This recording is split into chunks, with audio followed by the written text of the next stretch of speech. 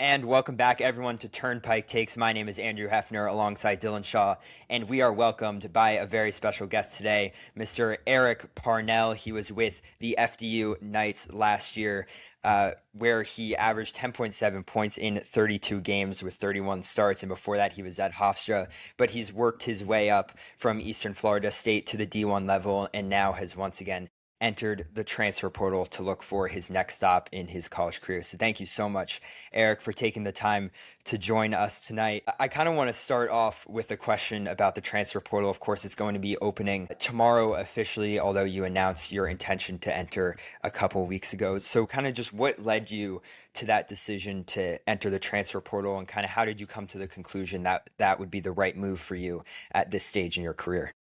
So I feel like from the beginning, I always wanted to play at the highest level. I always wanted to prove that I could play at the highest level. I feel like I'm the best competitor there is. So I feel like it's my last year. I want to go out with a bang. So I think that was just the right decision for me. And in the age of NIL as well, I feel like it's the perfect time to do it as well. Yeah, Yeah, I have you saw had a that you lot? had that NIL deal with you had some merch, like shorts and a t-shirt. Like, how did that come up? Like, how was that like working with that company, like making your own merch and like that's pretty cool to just have your own like personalized stuff. Like I was looking at it yesterday, it's pretty cool stuff.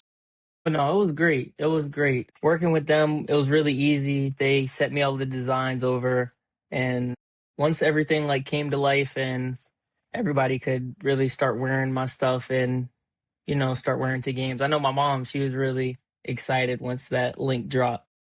Yeah, how has your experience kind of been in the NIL era? Because you kind of started in college before that really came to be a big thing, and now you're in a point where you're entering the transfer portal with that being the main thing on everyone's mind. So how have you kind of worked around navigating this new era of college basketball? Man, it's different because it feels like every year you're always with a new group of guys, whether you stay or whether you leave. I think it's the age of NIL. I feel like is great for college basketball players because they've made so much money off of our names for so long. So it's about time that we finally get compensated for exactly like our abilities and them being able to use our names. Yeah, like honestly, it's like NIL. So many people, there's like so much controversy over like how teams should be spending it. Obviously, everyone really, if you're like kind of involved in college basketball, agrees that players do be should be deserved to like um make money off their name as you said, they've generated so much revenue um for no cost for so many years. But how do you feel about like what the situation is with now like mid-major programs as like you were with the past year with Fairleigh Dickinson? I know you weren't there when they beat a team like Purdue, but that was kind of like the last year before NIL really settled in. How do you feel like some like this March Madness, like you see a lot of the higher seeds still making the deep runs with less like Cinderella type of runs? You think that's going to be like something that is going to stay and like affect college basketball for a while, or you think it's going to be like a kind of a transition period right now where small schools is going to like kind of transition better and figure it out in the new era? I feel like there are hoopers everywhere, so it's like it can be your day any day. Like we saw VCU beat UNC the other day. I think everybody was surprised by that. But I think we're kind of like in the transitional period just because NIL is so new and we kind of don't know. Like, of course, a Michigan is going to have more money than a FDU just because of the name. But I feel like we're in the transitional period, and by the time that everything gets figured out, I feel like there will be another Cinderella because Hoopers have to go somewhere. Not everybody can be at a high major. Yeah, I'd love to talk to you a little more about your experience at FDU this year. How do you think this kind of last year helped shape you, not only as a player, but also as a person, and prepare you for your next steps, wherever those may be?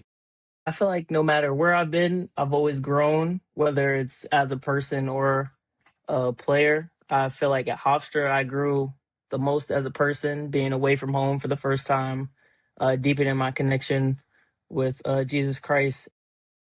Being here, I feel like this is finally the opportunity I've been waiting for.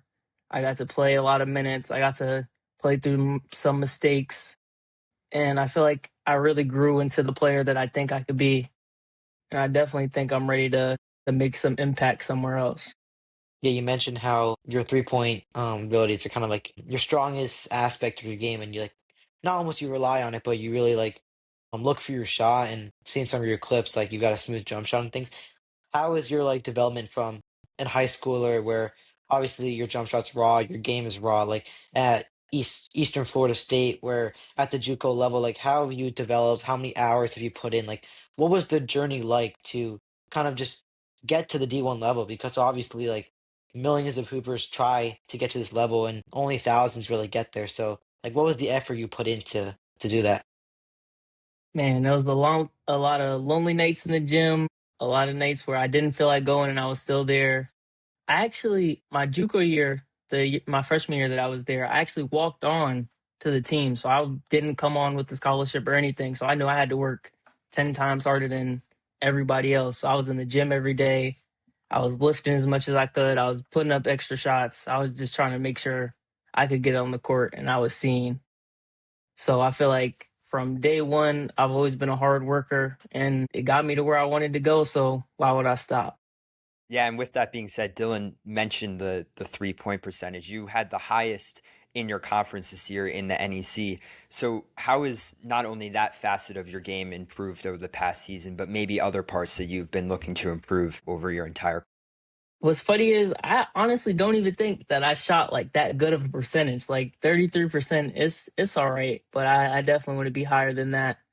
Um, Being at FDU, one of my highlights was becoming more of like an inside foot like type of shooter and not just the catch and shoot beyond the wing type of guy. I feel like at my next spot, I'll be able to come off the dribble a little bit more, whether it's off a handoff or off a ball screen as well. But one of the big points of emphasis for me was coming off a screen, split screens, and being able to drill a 3-pointer with the inside foot. Is that something that like when you were in the portal after your year at Hofstra, like you kind of going to Jack Castleberry's like offense, is that something that you really that stood out to you that you wanted to go and like develop your game? Because like what was like the reason you transferred from Hofstra, like, and what did you see in FDU as the team that you really felt would have taken your game to the next level as it did this year? And so the main reason why I left Hofstra was playing time. I wanted the bigger opportunity. I wanted more responsibility on the team, and I really wanted a part in winning. Like I really wanted to win, no matter where I went. I wanted to win because I don't think anybody likes to lose. But man, during like the recruiting process with Jack, he was just like, "Man, I believe in you. Like I'm excited to recruit you." And we watched a lot of clips on players and he would say, I can see you fitting in right here. Like, I can see you taking this shot. And he'd be like, we're going to work on this so you can take this shot. So it was just a lot of belief from this side. So that's why I ended up coming to FDU. Yeah, and also with FDU this year, throughout a lot of the non-conference schedule, you guys had a lot of games against some of really the top talent in the country. So how is getting some opportunities to not only start but play good minutes in those games kind of helped you develop and realize what it takes to play at the D1 level? Oh, man. The guys that are at the high majors, they're extremely athletic. You got to shoot it faster. You have to just make your decision like in the snap of a second. So it's just different. It's a lot different from NEC to SEC. It's a lot different, definitely. And yeah, I mean, you guys for it was like a gauntlet to start the year, and I feel like um obviously like those games are hard and stuff for any team to win, like an Iowa State or like right. But how is that like having that in the beginning of your season? Like, have you seen that type of competition before? Like, is that like because Iowa State, like they're what like a 2 seed this year? Is that one of the better teams you faced throughout your career? And like, what kind of like I understand like you said like the speed of the game kind of increases, but like what else did you see on the court when you were playing like a team like that? Just kind of really stood out to you, and like you were just like, wow, like this is like I almost like I made it. Like this is where I've been hoping for all my life. So before we tipped the ball up at Iowa State, I kind of just took a moment. I looked around and I was like, wow, like it's they're just in here going crazy. Like they're excited to see a basketball game. It's the first game of the year, and it's just one of those moments where you kind of just take it all in. And I was like, wow, this is exactly what I've been waiting for. It's time to go show everybody what I've been working on and get right to it. But I was also thinking my redshirt year at Hofstra, we played the Duke team that had Jeremy Roach, Jared McCain, Kyle Filipowski was there, and I forget the other guy's name. I think he transferred to an Ivy League school, but that year they TJ were pretty Power. good. Was he there? I want to say he was there. Yeah, Yeah, he might have been there. yeah. Yes, I And that's then mean, the year after that, we played Houston when they went to the national championship. So it's always been a lot of high major teams that have caught my eye.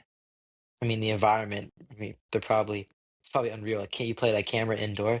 It's like one of the best venues out there, really, for college basketball. Yeah, no, definitely. It definitely is. They're they're alive in there. They are alive in there.